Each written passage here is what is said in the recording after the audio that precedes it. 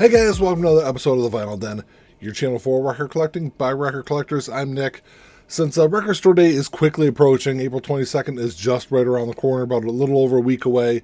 Today I'm going to be talking about some albums from Cooking Vinyl that it's going to be available for Record Store Day, but I think is really flying under the radar this year. There's a bunch of links down below. Make sure you go check them out. There's links for the Vinyl Den Facebook group, for the merch page, for the Spotify and Apple Music weekly playlists we put together, and the Patreon page. Make sure you go check all that out. Of course, if you enjoyed the episode, make sure you give me a thumbs up. Hit that subscribe button down below. Make sure you hit that notification bell so you're notified every time I release new episodes.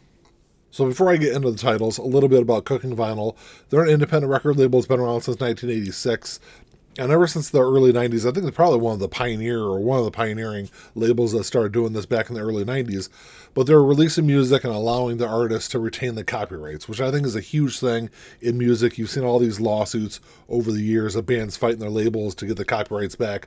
But, Cooking Vinyl has been doing it for a long time. Fat Records is another great independent label that does the same thing, puts out music, allows the bands or artists to keep the copyrights on them.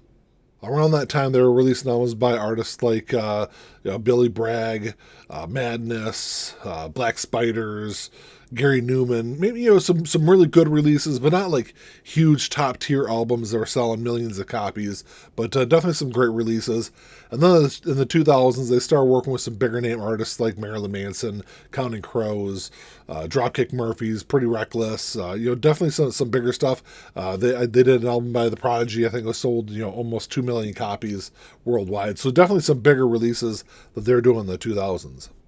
I think the first time I remember noticing Cooking Vinyl was back in 2012 when they released Underwater Sunshine, which is a covers album by the Counting Crows. It's a great album. It did really well, sold really well here in the U.S. I want to say it reached number 11 or number 12 on the Billboard charts here. But that was like the first time that I remember seeing them. And Cooking Vinyl does a great job with their releases. I just got this copy of 25 Gathering by Killing Joke. If you're unfamiliar with Killing Joke, they're a post-punk band. Started back in 78, I think, was when the band was put together. First album came out back in 1980. So in 2005, they were on their 25th anniversary tour. They recorded this live album and released it that year also. So I've never actually listened to this. I don't think it's available on any of the streaming services either, but I like a lot of the stuff from Killing Joke. I don't think I listened to anything other than maybe some stuff off their first several albums, though. But so I can't wait to check this one out. This was just released, I think it was last month when Cooking Vinyl released this. But it's on orange and yellow vinyl. This thing's, all the pictures I've seen online looks pretty cool. But you see the hype sticker on there. Comes a really nice gatefold. It might be kind of hard to see on the camera here, but it's got this really nice matte finish to the jacket. There's the inside of the gatefold, shot from the live show, and just a track listing on the back of the album there. And then on the inner sleeves, just got pictures of the band on there.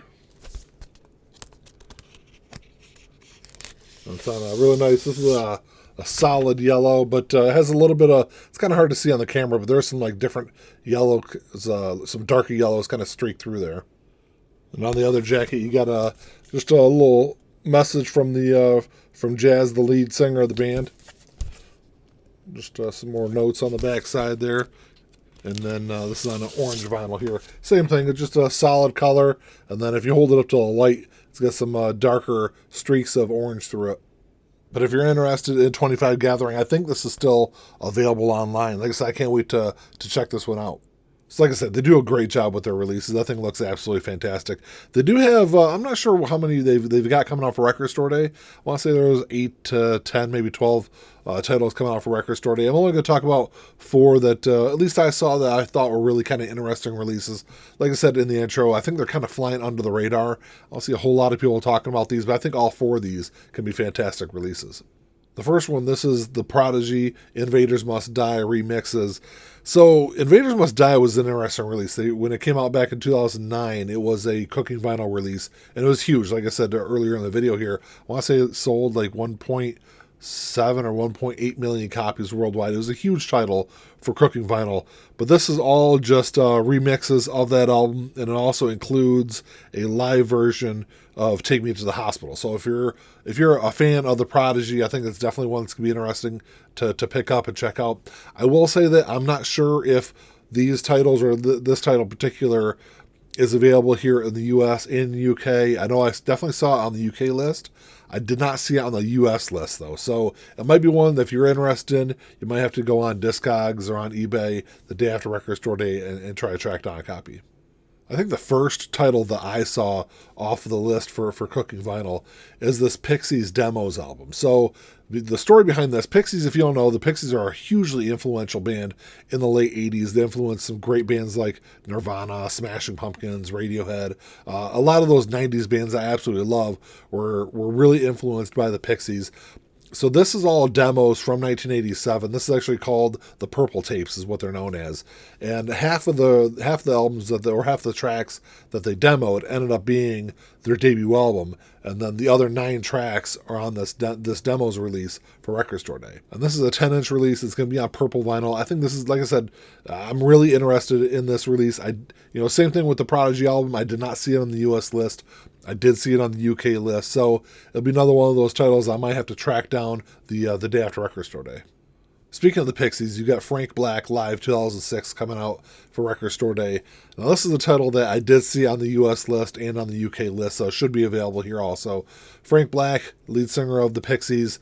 This is his from his solo tour in 2006. This is the first time it's ever been available. It's going to be on orange vinyl. If you're a fan of Frank Black, if you're a fan of the Pixies, I think it's a great one to check out. He does a great version of Roxy Music's Remake Remodel. It's off of his album that came out, I think it was the year before this. I don't remember the title of the album off the top of my head.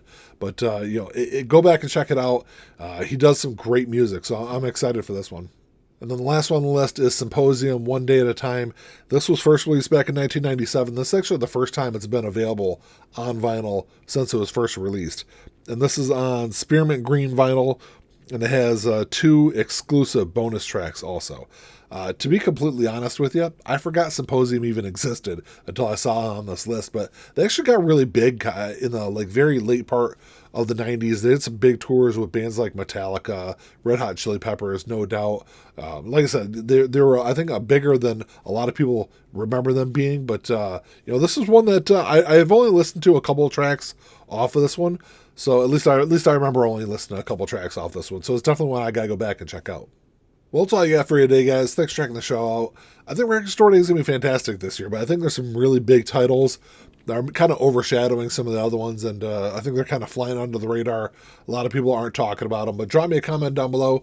Let me know what you guys think are the most underrated albums this year, but I'll also drop some links down below for Cooking Vinyl if you want to go check out their website, check out all the great releases they've had over the last 30 plus years. But if you enjoyed the episode, make sure you give me the old thumbs up. Hit that subscribe button down below. That's all I got. Until next time, keep on spinning. Peace.